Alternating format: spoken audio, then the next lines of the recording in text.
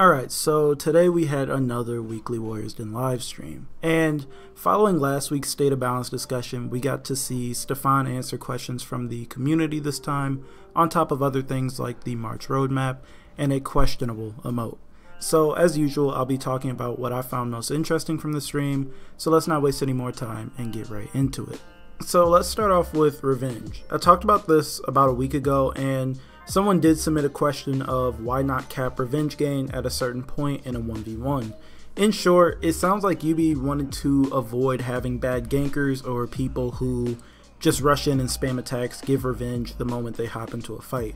If Revenge gain was capped at, say, 80% or something, and two people were fighting each other, someone could just come over and throw out a poorly timed guard break or bash and completely ruin the fight, or make the fight drag on for such a long time since they just gave someone revenge, where without the cap you don't really need to worry about that. I think that it can be fine this way. Of course, we'll have to wait and see how this plays out. I think this could make strong gankers a little bit more annoying, as when they show up you'll have no sort of revenge and could be fighting a gank from half health, but other than that, I don't think it'll be all too bad. It's something I've wanted to see added to this game for a long time now, and honestly, if it doesn't make the game feel any better and makes the game feel worse or less fun to play, they could possibly revert it or add a revenge cap in 1v1 so that you'd have a better chance to survive if someone comes in to double or triple team you. Next, let's talk about crowd control. So UB is still looking at crowd control moves, bashes, kicks, grabs. They're looking to make the ones that erase you from team fights interruptible. For example, look at Shigoki's Hug. If he's hit at any time during Demon's Embrace, he'll drop his opponent, which is just 100 times better than just dying because he grabbed you. The reason they're not making these huge sweeping changes is because they're being cautious. They don't want to accidentally or indirectly nerf a weaker hero, so they'll be making these changes one by one.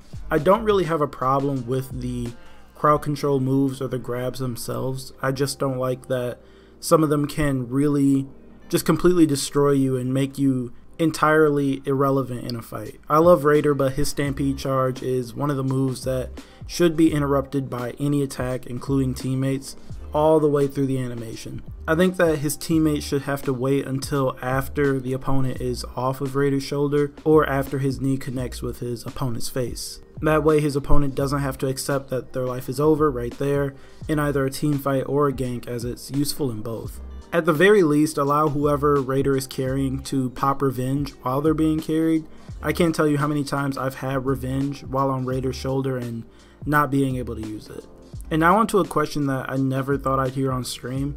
Will Peacekeeper or Orochi get some sort of unblockable? To me it sounded like it's not coming anytime soon. He talked about how the removal of revenge gain in 1v1s could make both PK and Orochi perform a little better, as they don't really have to worry about giving their opponents revenge as often. But it looks like for now, if either of these heroes are being externally blocked, their only option is to try and sneak a guard break in there or feint a lot, or get an attack in after a bash or a guard break. And I mean, there's nothing really wrong with that. As much as I'd love to see Orochi get some sort of unblockable attack or kick, I think it's fine if he doesn't have one, as he's not a worthless hero at all. External blocking does shut down a few heroes, but they can still play a role in a team fight, and now that the revenge change is going into effect, I think they may fare a bit better. Next up is bashes while out of stamina. If you remember, there was a point in time where UB was playing around with the out of stamina state, and I think one of the changes had to do with how bashes affected your stamina. I think if an opponent bashed you, your stamina would just pause for a little bit rather than drain more, so that eventually you get your stamina back no matter how many times you were bashed. And UB is currently looking into how bashes affect you while you're out of stamina, so maybe a pause, but they still want the out of stamina state to be very dangerous. They want going out of stamina to actually mean something other than just turtling up until your stamina comes back. There's still other things they have to look at as well, like how Raider's stunning tap affects your stamina and how his carry drains your stamina. Gladiator is another hero that we talked about like a week ago, and someone asked a question about his short guard. UB said that they're looking at it. It sounds like they'll eventually make his guard match most of the other assassins, which At this point, I don't see why not. He's slipping in 4s anyways, partially due to the fact that his guard can't keep up, especially when fighting multiple people. At this point, I think that all the assassins should just have the same guard duration. Back when he released, sure, it was fine since his offense was different and he moved around fast, but nowadays, there's really no reason for his guard to be so short. There are also a few other things Stefan talked about, like how the dodge buff was unintended, wanting to standardize the startup of block on dodges to 100 milliseconds, wanting to look at movement speed and duels. They want to look at unlock rolling. They're looking into making some light attacks more viable. And then he talked about how some heroes like Valkyrie and Aramusha are represented in the win matrix and their tier lists, and the inconsistencies between the two, and how they have to try and figure out a way for a hero to be good for everyone, not just one camp, as it's really difficult to make a hero be viable at every single level of play while being fair. The question was originally about how the devs feel about Valkyrie, and it led to a talk about the differences between top tier play and regular play. And speaking of the win matrix and tier lists, this is something that I should have said in my last video, but for some reason it completely slipped my mind. The win matrix that we saw and all the other data we looked at was just like one chunk of data. It was just one point of data. I saw some of you guys acting as though this is the only thing UB looks at when working on a hero, where they've stated in the past that there's a bunch that goes into it. There's how they feel about the heroes personally, community feedback, the win matrix, tier lists, and so on and so on.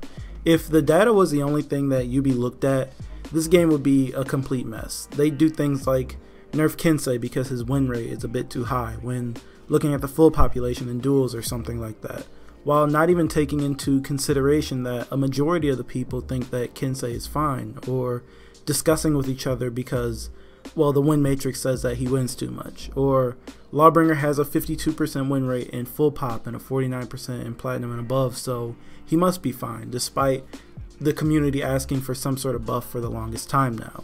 Yeah, the data means something, but it's definitely not everything. We saw that, for example, Aramusha was sitting at the top of the Dominion win rate chart, and some of you guys were saying that he's so high up on the chart because the only people that play Aramusha nowadays are great players, pointing at his low pick rate of slightly above 3%. And I mean, that technically could be true, but I doubt it. A ton of people play this game, and 3% of this player base would still be a ton of people, and I doubt that all of them are extremely great players who are always playing at 100%. Maybe it could be because of his damage and that a lot of players can't deal with light spam or soft feints and don't back dodge away from his finishers, or it could be his feats or any other reason, but Aramusha is not overpowered no matter what the data says.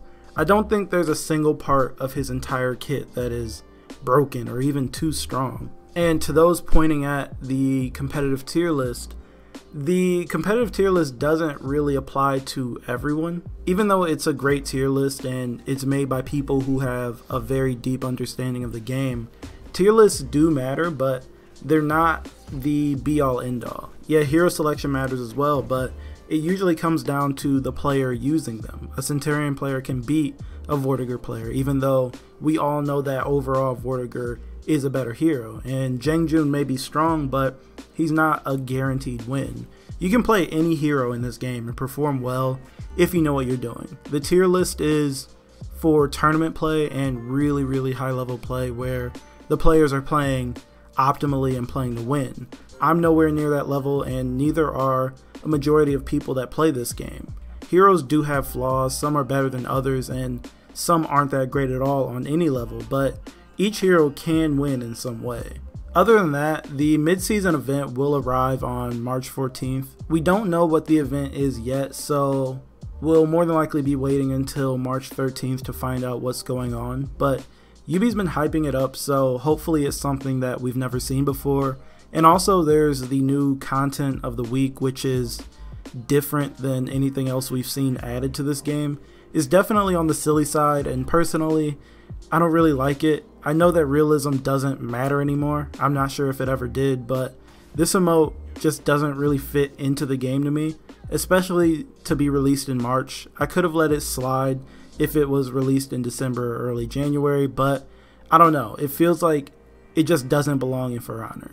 Anyways, that's all I've got for this video. I've got some more time on my hands now that I've finished up something outside of YouTube and want to spend more time making videos. Some that aren't For Honor related and some that aren't Apex related either, so be on the lookout for those. And also, talk to me down in the comments about anything we talked about in this video, as for some reason, even though I shouldn't, I still read comments. And as always, if you agree with me or just like the video, feel free to like something new, and I will talk to you guys in the next video.